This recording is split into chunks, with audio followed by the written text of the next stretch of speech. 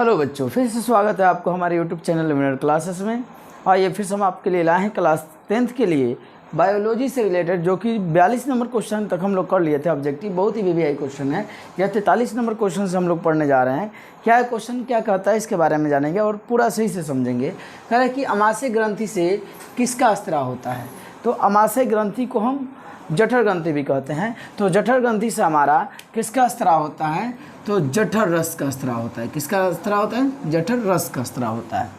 फिर कह रहा है आगे, जठर रस में क्या पाया जाता है। तो जठर रस में आपका हाइड्रोक्लोरिक अम्ल HCl पाया जाता है, म्यूकस पाया जाता है और पेप्सिनोजेन पाया जाता है। पेप्सिनोजेन पाया जाता है। क्या पाया जाता है, पेप्सिनोजेन पाया जाता है। कह रहे HCl का स्त्राव किस कोशिका द्वारा होता है। तो कह रहे HCl हाइड्रोक्लोरिक अम्ल का स्त्राव अमाशय ग्रंथि के किस कोशिका से होता है। तो इनका स्त्राव जो होता है अम्लजन कोशिका से होता है। अम्लजन कोशिका, यानी अम्लजन कोशिका की सहायता से किसका स्त्राव होता है, हाइड्रोक्लोरिक अम्ल का स्त्राव होता है। अगला क्वेश्चन है 46 नंबर। क्या कर रहा है, निष्क्रिय पेप्सिनोजेन को सक्रिय पेप्सिनोजेन में बदलता है। आपका जो 46 नंबर क्वेश्चन का रहा है 47 है, पेप्सिन भोजन को पेप्सिन भोजन के प्रोटीन को किस में बदलता है, तो पेप्टोन में बदलता है ना जी। और 46 नंबर क्वेश्चन का रहा है आपका, ठीक है। 46 नंबर क्वेश्चन क्या कर रहा है, निष्क्रिय पेप्सिनोजेन को सक्रिय पेप्सिन में बदलता है। कौन बदलता है, तो इसको बदलने के काम अम्लजन कोशिका ही करती है। कौन करती है, अम्लजन कोशिका। फिर आगे देखते हैं हम लोग, पेप्सिन भोजन के प्रोटीन को किस में बदलता है। पेप्सिन जो होता है, पेप्सिन जो पदार्थ होते हैं, एंजाइम होते हैं, भोजन के प्रोटीन को किस में बदलता है, तो पेप्टोन में बदलता है। किस में बदलता है, पेप्टोन में बदलता है। ध्यान रखिएगा इस चीज़ को। अगला क्वेश्चन है आपका कि मनुष्य के अमाशय में प्रतिदिन कितना जठर रस का स्त्राव होता है। तो 3 लीटर। कितना लीटर, 3 लीटर जठर रस का स्त्राव होता है।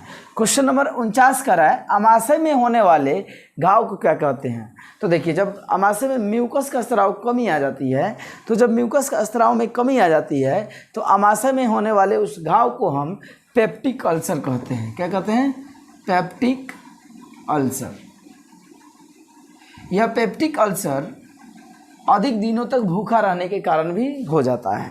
फिर कह रहा है क्या, अमाशय से भोजन छोटी आंत में किस छिद्र के द्वारा जाती है। अमाशय में जब भोजन गाढ़े लेई की तरह हो जाता है, जिसे काइम कहते हैं, वह काइम जो होता है छोटी अमाशय से छोटी आंत में, अमाशय में एक छिद्र पाई जाती है जिसे पाइलोरिक छिद्र कहते हैं। उसी छिद्र के द्वारा किस में जाती है, छोटी आंत में जाती है।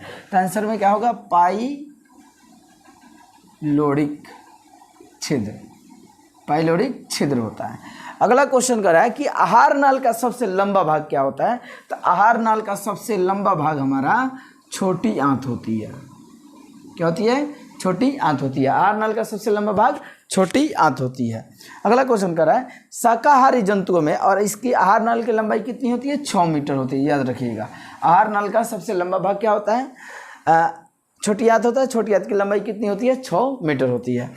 शाकाहारी जंतुओं में छोटी आंत की लंबाई मांसाहारी जंतुओं की अपेक्षा होती है। तो यह सीधा बात जान लीजिए, शाकाहारी जंतुओं में जो छोटी आंत की लंबाई अधिक होती है और मांसाहारी में क्या होती है, कम होती है। तो यहाँ पे किसने बोला है, शाकाहारी जंतुओं में छोटी आंत की लंबाई मांसाहारी की अपेक्षा क्या होती है, तो मांसाहारी की अपेक्षा बड़ी होती है।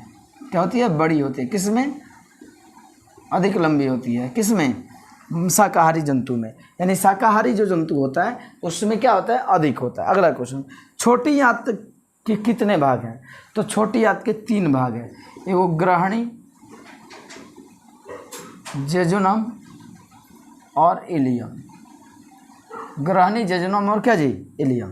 कह रहा है कि देखिए, ग्रहणी का सबसे ज़्यादा भाग जो होता है वो इलियम होता है। अधिकतर भाग क्या कहलाता है, इलियम कहलाता है। तो भोजन का पाचन अंतिम रूप से समाप्त होता है कहाँ पे, तो इलियम में होता है। कहाँ पे होता है, इलियम। इलियम किसका भाग है, छोटी आंत की भाग है। छोटी आंत की यह भाग है, ठीक है ना। अगला कह रहा है, हमारे शरीर की सबसे बड़ी ग्रंथि क्या है। तो यकृत है। क्या जी, हमारे शरीर की सबसे ग्रंथि, बड़ी ग्रंथि यकृत यानी लीवर, इसको बोल सकते हैं। तो ये रहा आपका क्वेश्चन जो है इम्पोर्टेंट, और मुश्किल से इसमें 10 क्वेश्चन इंपॉर्टेंट बनेंगे। उसके बाद हम लोग देखेंगे केमिस्ट्री से रिलेटेड जो भी क्वेश्चन आएंगे उसको देखेंगे। ओके।